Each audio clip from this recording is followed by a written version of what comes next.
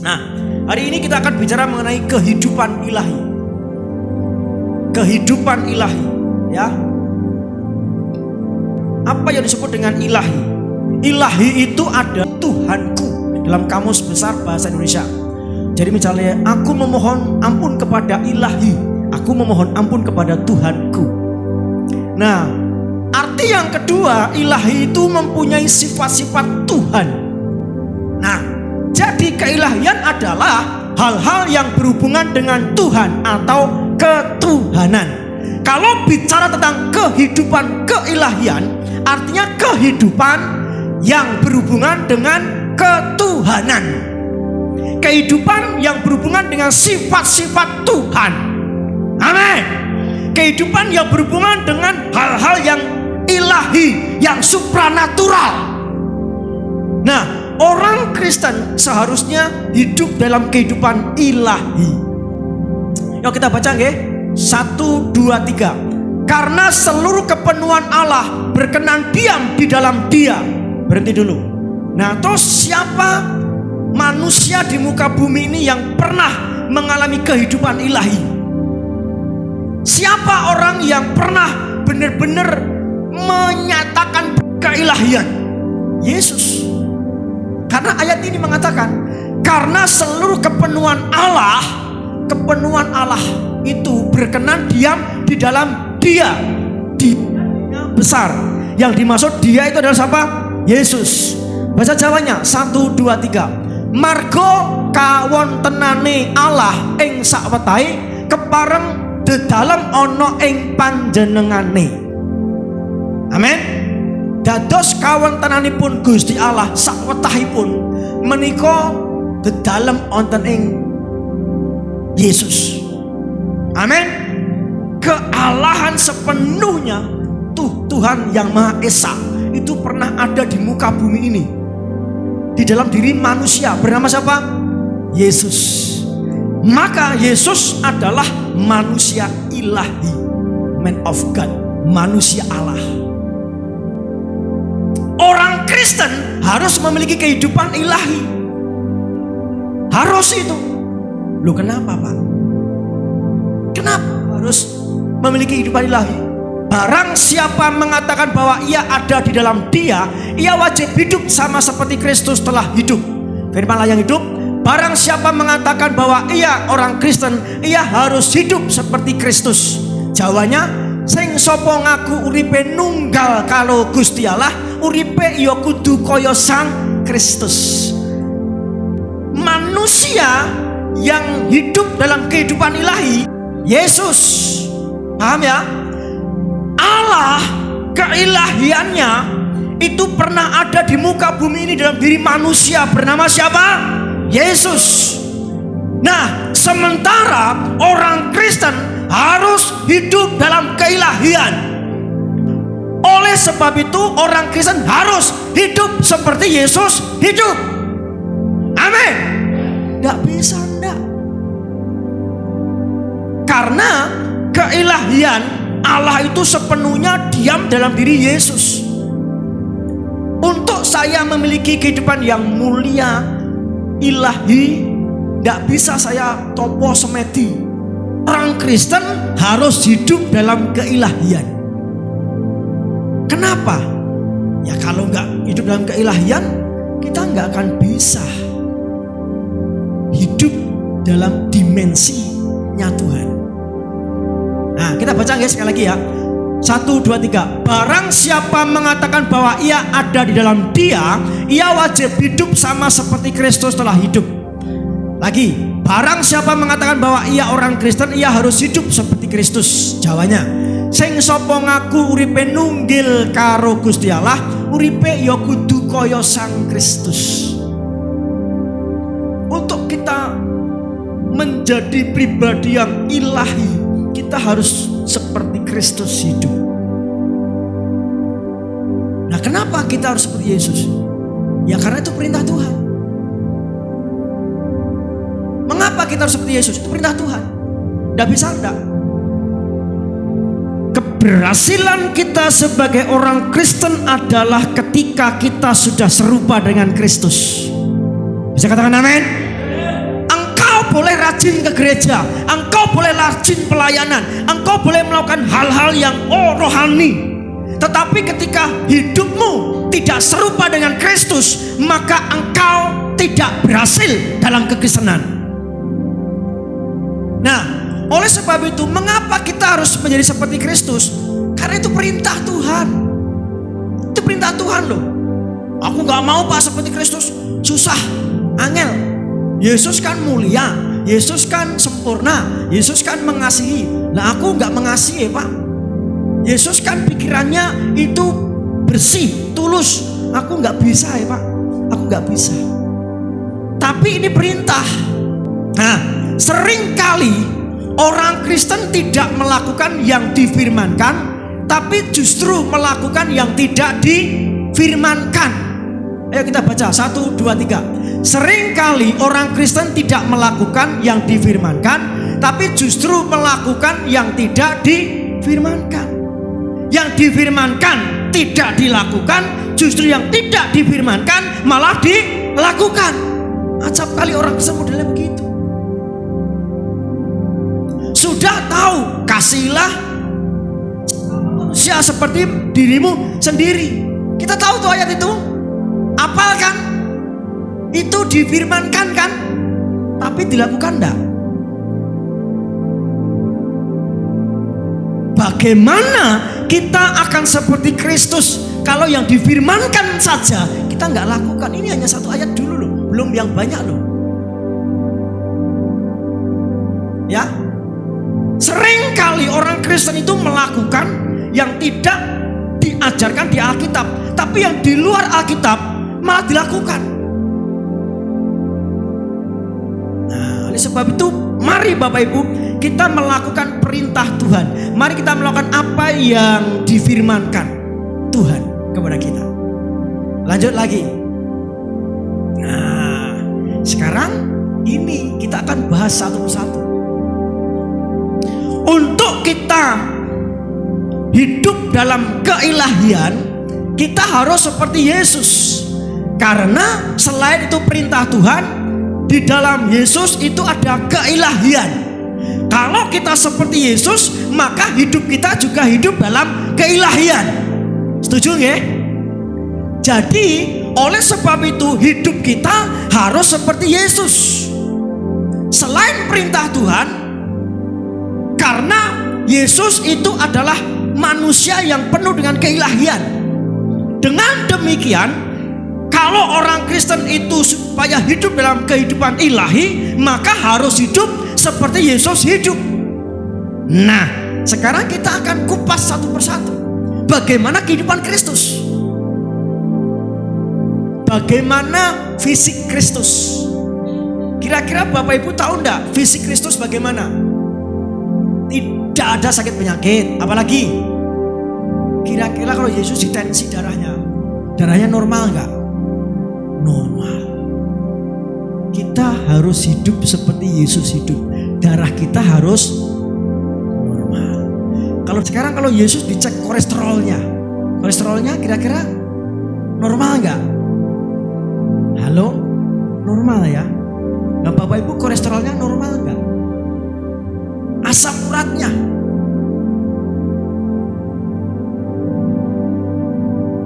mustakanipun Gusti Yesus menika cocok migran apa betul? Nah mustakamu pripun? Aku ngomong mustaka lho ya. Aku nek ngomong liyane kan ora kepenak nih. Ya. Gundul kita itu suka migran enggak? Ada yang salah Bapak Ibu. Kita harus hidup seperti Kristus hidup. Fisik Yesus itu kadar gula dalam tubuhnya normal, tensinya normal, kolesterolnya normal, pembuluh darahnya lancar, nafasnya normal. Ya.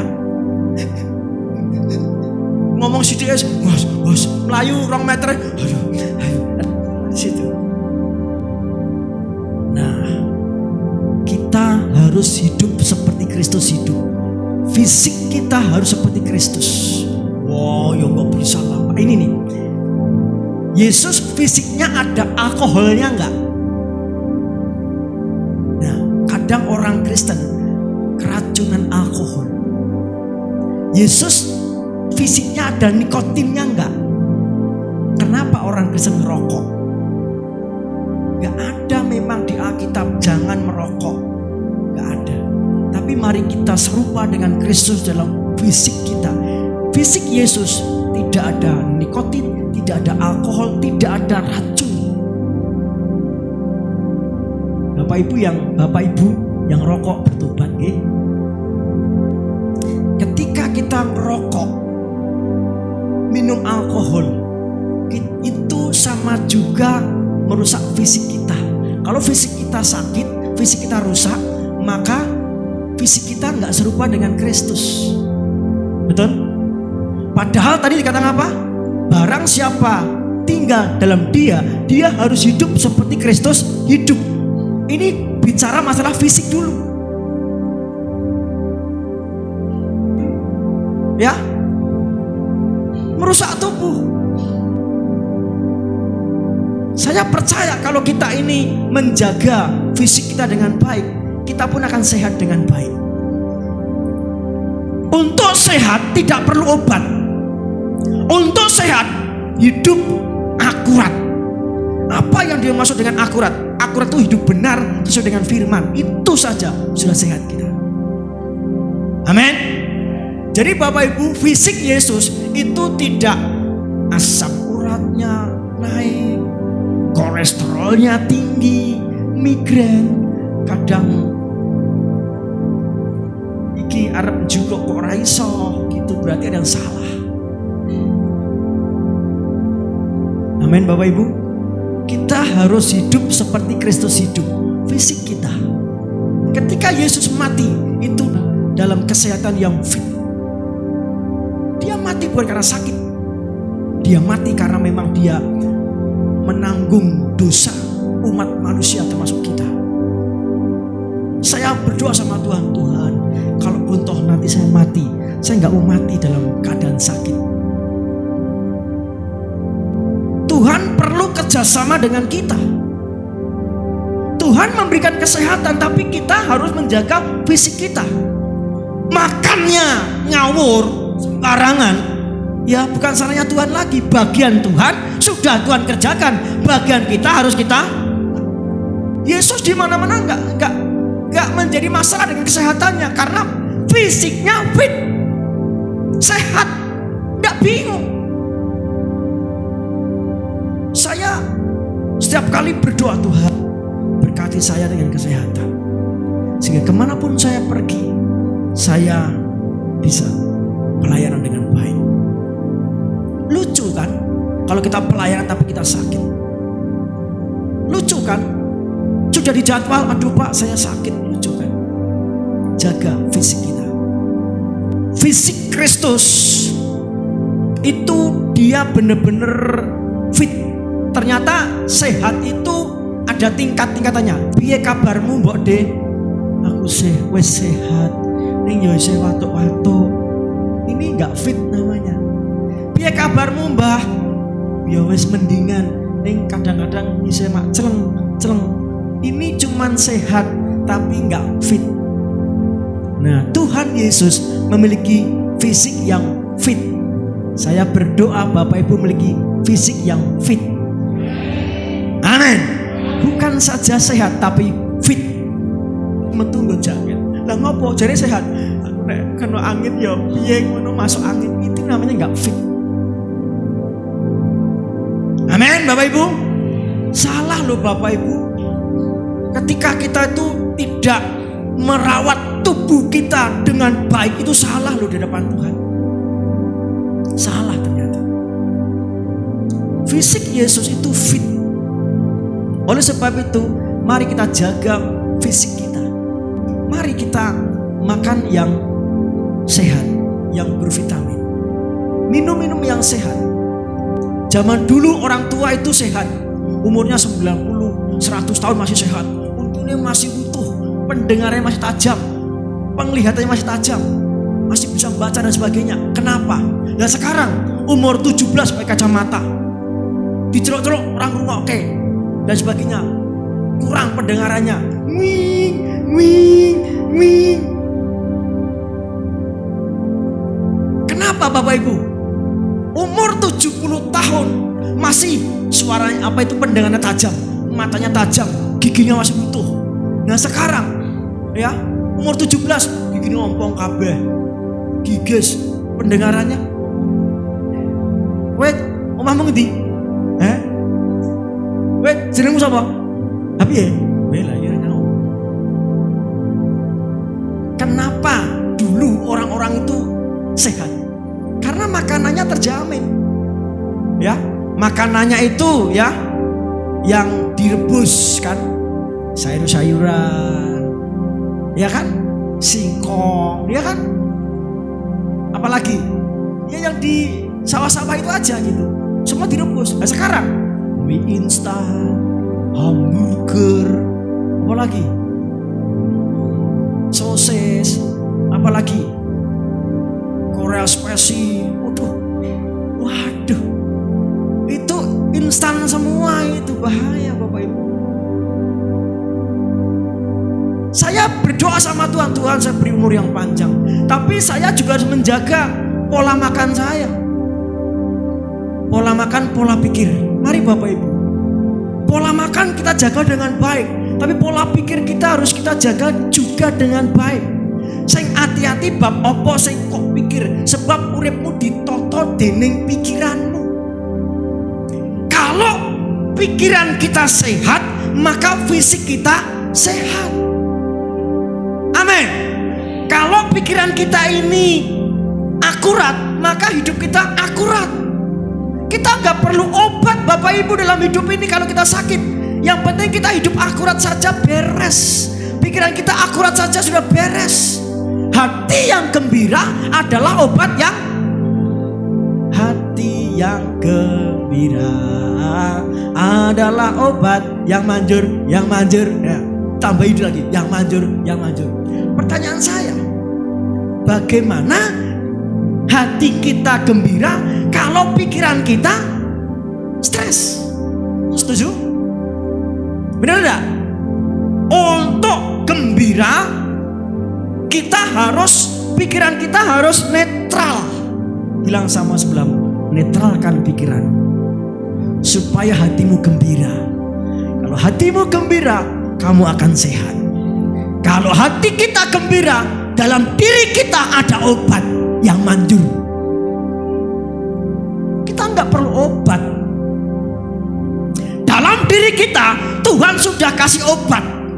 Apa itu? Hati yang gembira. Bagaimana kita akan gembira kalau kita gampang tersinggungan? Bagaimana kita akan gembira kalau kita sidik-sidik nesu, sidik-sidik cugetan, sidik-sidik tersinggung kok, sidik-sidik. Mari Bapak Ibu, pola pikir kita harus benar. Pastikan Bapak Ibu hatimu gembira. Hatimu ini tidak gampang-gampang stres, ya. Tidak gampang-gampang kita jadi masalah besar gitu. Tidak usah. Pola pikir, ya. Pola makan yang baik membuat fisik kita baik. Pola pikir yang baik membuat fisik kita baik. Nah, pikiran Yesus bagaimana? Stres enggak? Bingungan enggak? Enggak, tenang aja. Ketika murid-murid Yesus ini mereka sudah dari pagi belum makan loh sampai sepanjang ini. Nah, terus bagaimana? Ya gimana lah caranya? Ya kamu keluar dong, cari makanan. Ini jauh dari kota ini. Nah, terus bagaimana? Lah gimana ya? Ya sekarang cari aja makanan di sekitar sini. Adalah ada anak yang membawa 5 roti dan 2 ikan. Ya sudah, Yesus tenang aja. Ya sudah, bawa sini. Dia mengucapkan syukur. Gak stres, gak bingung dengan masalah itu, gak ada sesuatu padahal dia harus kasih makan 5.000 orang, dia gak stres. Mari pola pikir kita seperti Yesus. gak stresan. Pola pikir kita seperti Yesus yang tenang, kalem. Tenang aja, semua baik-baik saja. Pola pikir, pola makan, ya, pola hidup. Mari pola hidup kita juga harus bagus. Pola hidup itu maksudnya gaya hidup kita itu loh. Bergaulah dengan orang yang lebih pintar darimu, supaya kamu dapat serap ilmu dari dia. Jadi Bapak Ibu, bergaulah dengan orang yang lebih pintar, yang lebih rohani, yang lebih dewasa, supaya kita dapat ngangsu kawruh. Amin. Lalu Bapak Ibu bergaulah dengan di bawahmu, oh Bapak Ibu gak dapat apa-apa, malah Bapak Ibu kesedot. Udah begitu kita enggak nyedot. Amin. Bergaulah, bertemanlah, milikilah komunitas yang lebih pintar dari Bapak Ibu. Berarti kita eksklusif dong? Enggak begitu maksudnya. Kita harus bergaul dengan siapapun, siapa saja, tetapi kita juga harus memiliki sebuah sebuah pikiran bahwa saya harus membentengi diri dari hal-hal yang tidak membuat saya dewasa. Amin. Pergaulan yang buruk merusak kebiasaan yang baik. Jadi jaga fisik kita supaya fisik kita serupa seperti fisik Kristus, tidak sakit-sakitan. Amin. Yesus tidak sakit-sakitan. Yesus tidak asam uratnya tinggi, kolesterolnya tinggi, tensinya tinggi, bludruk, marah-marah, emosian. Tidak. Tapi Yesus itu semuanya normal. Saya berdoa fisikmu normal. Saya berdoa fisikmu sehat, penuh vitalitas. Diawali dari mana? Pola pikir, pola makan, pola hidup. Amin. Mari kita meminta kepada Tuhan. Jangan minta doang, tapi kita juga usaha. Tuhan, aku nanti mati supaya tidak sakit Tuhan. Tapi kita harus juga jaga pola makan, pola pikir, pola hidup. Yang berikutnya, bagaimana karakter Kristus? Bapak Ibu tahu bagaimana karakter Kristus selama di muka bumi? Penuh kasih. Satu dulu kita bahas ya. Yesus penuh kasih. Kasih itu jabarannya luas sekali. Di dalam kasih ada pengampunan. Di dalam kasih ada penerimaan. Di dalam kasih itu melupakan yang sudah terjadi. Di dalam kasih itu ada kemurahan. Di dalam kasih itu tidak mengungkit-ungkit yang sudah terjadi. Di dalam kasih itu banyak sekali pengorbanan. Nah, karakter Yesus itu seperti itu. Itulah karakter ilahi.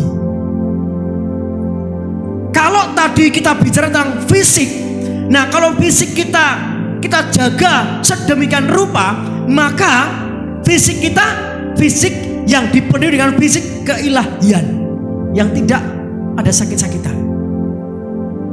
Yang kedua, kalau karakter kita itu penuh kasih seperti Kristus, maka manusia berikutnya yang hidup dalam keilahian adalah Bapak, Ibu, dan saya. Amin. Kenapa?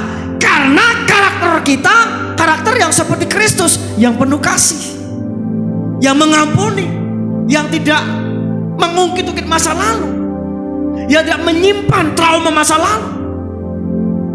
Yesus itu mengampuni dan melupakan. Gambarannya jelas. Ketika si bungsu itu meninggalkan bapaknya, dan bapaknya pun menganggap anakku sudah mati karena sudah mengambil warisannya. Kalau dia mengambil warisan berarti dia sudah mati, dan memang bapaknya menganggap sudah mati. Tapi ketika dilihat dari jauh, kok anakku hidup lagi? Kok anakku kok ketok, kok balik lagi? Firman Tuhan mengatakan, bapaknya inilah yang lari dahulu. Dia menjemput anaknya. Anaknya mungkin karena merasa malu, sungkan, aku sudah menghabiskan hartaku, harta bapakku, dan aku sekarang seperti ini. Kalaupun toh saya harus melangkah dalam kesungkanan, tapi ini sudah hal yang baik. Nah, dia dalam kepasipan, tapi dia ingin kembali pulang. Nah, disitulah seorang bapak yang mengampuni dan melupakan, dia berfungsi. Dia lari dan peluk anaknya itu. Ketika bapaknya ini memeluknya, mungkin si anak juga mau membalas, tapi dia pelan-pelan karena ada merasa sungkan, merasa bersalah. Tapi bapaknya erat memeluknya. Anaknya berkata, "Bapak, aku tidak layak disebut sebagai anak Bapak. Jadikan aku sebagai upahan Bapak." Apa jawaban bapak itu? Ambil lembu, pakaikan cincin, pakaikan jubah lagi buat anakku ini. Kasutnya berikan lagi. Si bapak ini mengampuni dan melupakan. Dia mengampuni yang pernah berkata, "Mana Pak warisanku?" Artinya anak ini menganggap bahwa bapaknya mati, tapi dia mengampuni. Bapak ini melupakan bahwa anak ini sudah menghabis-habiskan uangnya. Mungkin dikandani, "Le, ojo lunga le, peneng omah wae le, ora akon lunga." Ketika si anak ini datang, dia mengampuni dan melupakan. Semua kata-kata yang pernah menyakiti bapaknya ini dia lupakan. Karakter kasih. Itulah pribadi Yesus. Harusnya kita seperti Kristus dalam karakter kita. Mengampuni dan melupakan. Nah ini Bapak Ibu. Bagaimana karakter kita ini? Sudahkah seperti karakter Kristus? Kekristenan yang benar adalah ketika kita sudah serupa dan segambar dengan Kristus. Tapi saya menemukan banyak sekali orang Kristen yang tidak serupa dengan Kristus. Karakternya masih buruk, karakternya masih jahat, karakternya masih kurang bagus. Kristen ya Kristen, tapi karakternya enggak seperti Kristus. Mari Bapak Ibu, kita serupa dengan Kristus. Amin. Serupa dengan Kristus dalam fisik kita, dalam karakter kita, pikiran kita itu. Ketika dia ditampol, diludahi, ya kan? Hari ini kita memperingati kematian Kristus. Ketika dia ditendang, ditombak, bagaimana karakter Kristus? Dia mengasihi. Itu fisiknya kena loh Bapak Ibu, fisiknya kena, perasaannya kena, emosinya kena. Itulah sebabnya Allah meninggikan dia. Namanya di atas segala nama. Kenapa? Dia mengosongkan dirinya, mengosongkan diri, merendahkan diri, mengosongkan diri. Itu berat sekali buat Yesus. Aku Gusti Allah loh, didoni, aku Gusti Allah loh, kok ditampar gitu. Aku Gusti Allah, saya itu Allah loh. Itu berat buat Yesus. Bener gak? Coba, ini ada, kita kan orang tua nih. Kalau anak itu tidak menghormati kita, berani sama kita, gimana perasaan kita? Halo, ada orang di sini? Ada orang tua, ada ibu-ibu di sini, bapak-bapak di sini. Gimana kalau anak itu berani sama kita? Sakit hati ya Bu. Wah, orang aja lah, orang tua. Aku orang tua. Nah, tapi kita belajar dari Yesus. Pikirkan dia Allah, Tuhan yang Maha Esa, turun ke bumi sebagai manusia. Dia mengosongkan kealahannya, terus dia ditampar, diludahi. Dia gak sakit hati. Kita baru begitu aja sakit hati. Wah, aku kayak bapakmu, segede kayak kowe. Nah, Yesus gak ngomong ki, aku ini Allah loh, aku Tuhan yang Maha Esa loh. masa kamu nudai saya? Dia enggak, dia diam. Dia taat mati. Wih, karakternya mulia.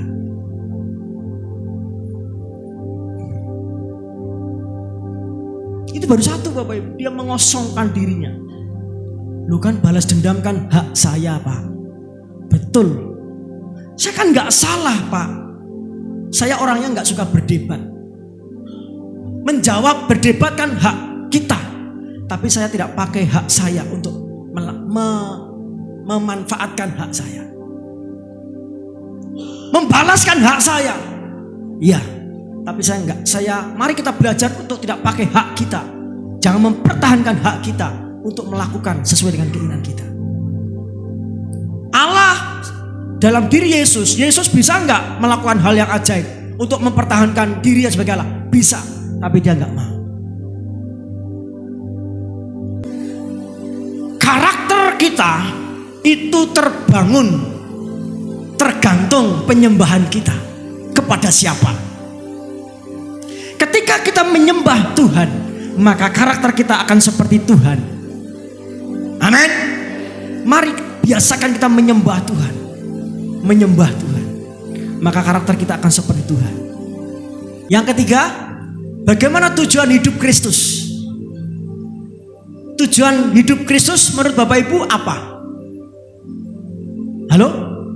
Yesus datang di muka bumi, itu apa tujuannya? Melakukan agendanya Bapa di surga. Makananku ialah melakukan kehendak Bapa. Jadi tujuan Yesus di muka bumi tidak melakukan agendanya sendiri, tidak melakukan tujuannya sendiri. Oleh sebab itu, kesuksesan sesungguhnya adalah bukan tercapainya tujuan hidup saya, tapi kesuksesan sesungguhnya adalah tercapainya tujuan Tuhan dalam hidup saya. Engkau boleh sukses, engkau boleh berhasil, tapi kalau tujuan Tuhan tidak berhasil dalam dirimu, engkau belum sukses. Engkau boleh tidak sukses, engkau boleh tidak berhasil, tapi kalau tujuan Tuhan sudah nyata dalam hidupmu, engkau sukses di mata Tuhan. Amin. Nah, tujuan Yesus hidup itu melakukan apa yang jadi kehendak Bapa. Apa tujuanmu hidup? Mengejar uangkah? Mengejar hartakah? Mengejar harga dirikah? Mari kita samakan tujuan kita dengan tujuan Kristus. Mari kita hidup serupa dengan Kristus. Secara apa? Fisik kita serupa dengan Kristus. Karakter kita serupa dengan Kristus. Dan tujuan hidup kita serupa dengan Kristus. Kalau bicara tujuan hidup, itu bicara tentang aktivitas. Betul? Kalau bicara tentang tujuan hidup, itu bicara tentang aktivitas, gaya hidup sehari-hari yang dilakukan, itu tujuannya apa? Nah, tujuan Yesus di muka bumi melakukan agenda acara kehendak Bapa, sehingga semua aktivitasnya, gaya hidupnya hanya untuk melakukan kehendak Bapa. Kira-kira kalau Yesus hidup di zaman sekarang, menghabiskan waktu untuk nonton YouTube enggak? Saya tanya ini, nek Gusti Yesus diparingi HP gitu, kira-kira Yesus seharian main HP enggak? Main HP enggak? Kenapa enggak? Main, pasti main, tapi mainnya untuk melakukan kehendak Bapa. Kirim firman, khotbah gitu. Amin. Tujuan hidup erat kaitannya dengan aktivitas hidup. Tujuanmu kalau ke Semen, pasti arah motor mobil kita ke Semen. Nah, tujuan hidup kita menentukan aktivitas kita. Kalau tujuan kita tidak berkualitas, pantas saja aktivitas kita tidak berkualitas. Karena tujuan kita tidak berbobot, maka aktivitas kita juga nggak berbobot. Kita menghabiskan waktu hanya nonton YouTube. Kita menghabiskan menghabiskan waktu hanya nonton TikTok, itu gak berbobot dan itu gak punya tujuan. Kita sering pernah mendengar begini, berkatilah siapa yang menganiaya kamu, berkatilah dan jangan mengutuk. Betul? Bisa enggak kita memberkati orang yang menganiaya kita? Bisakah kita memberkati orang yang mengutuk kita? Susah. Tapi itu bisa kalau kita hidup dalam keilahian. Yesus datang tidak sekedar mengajarkan kebaikan, tetapi Yesus sedang mengimpartasikan keilahian. Agama mengajarkan kebaikan. Orang yang sempurna dalam keagamaan dia baik, tapi coba senggol privasinya dia pasti muntah marah. Tapi Yesus tidak mengajarkan kebaikan semata. Yesus mengajarkan keilahian. Orang yang hidup dalam keilahian, kalaupun toh diperlakukan yang tidak baik, dia tetap baik. Itulah keilahian. Kalau kebaikanmu sebatas orang melakukan hal yang baik dan engkau baik, engkau hanya sebatas keagamaan. Tapi ketika engkau bisa berbuat baik termasuk kepada orang yang tidak baik kepadamu, engkau hidup dalam keilahian. Saya tanya, sabar itu ada batasnya enggak? Orang yang hidup dalam keagamaan, sabar itu ada batasnya. Tapi kalau orang hidup dalam keilahian, sabar itu tidak ada batasnya. Amin. Disakiti, dilukai, dia tetap sabar. Karena dia bukan saja menjadi orang yang baik, tapi orang yang ilahi. Kalau engkau bisa berbuat baik dengan orang yang tidak berbuat baik kepadamu, itu karena keilahian, bukan karena keagamaan. Amin. Yesus diludahi, ditendang, dipaku, tapi dia mengampuni. Bapa, ampunilah mereka, sebab mereka tidak tahu apa yang mereka perbuat. Itu keilahian. Menjadi seperti Kau Yesus, menjadi seperti Kau Yesus, menjadi sempurna dalam seluruh.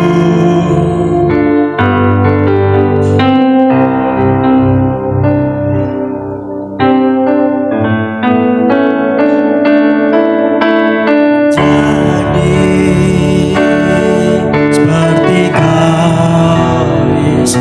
Biarlah lagu ini menjadi doamu. Biarlah lagu ini menjadi tekad dan komitmenmu.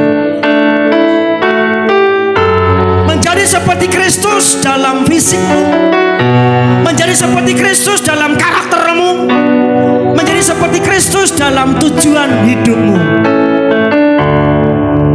Menjadi seperti Yesus. Menjadi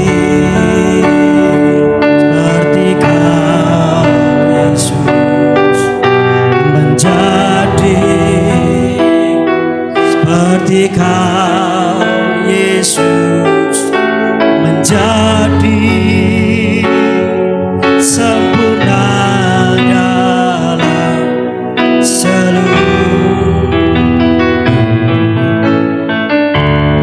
Ketika di batas kesabaran, orang itu masih bisa sabar.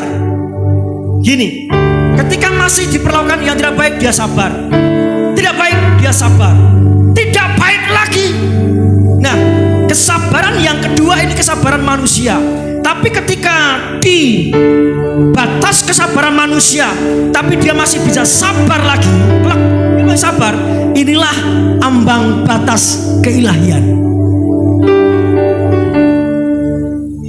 Kehidupan keilahian itu di luar kemampuan manusiawi kita. Bu, kenging nopo jenengan kok tetap ngapunten padahal jenengan dingoten ke? Bukan kekuatan saya, kekuatan Tuhan. Kenapa engkau masih bertahan dengan suamimu yang menjengkelkan? Bukan kekuatan saya, kesabaran dari Tuhan. Ilahi namanya. Amin. Ngopo bujung tak pegat? Ya, karena saya dimampukan Tuhan untuk bertahan. Itulah keilahian. Amin. Di ambang batas kesabaran manusia, tapi masih kita bisa sabar lagi.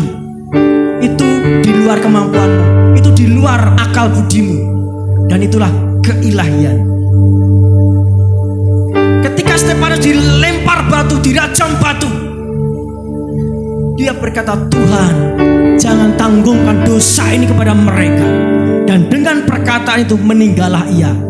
Stefanus hidup dalam keilahian. Ambang batas kesabaran manusianya habis, tapi dia sambung lagi dengan kehidupan keilahian sehingga dia bisa mengampuni. Amin. Hiduplah dalam keilahian, jangan keagamaan. Kalau keagamaan itu sabar itu ada batasnya, tapi kalau keilahian sabar tidak ada batasnya. Jadi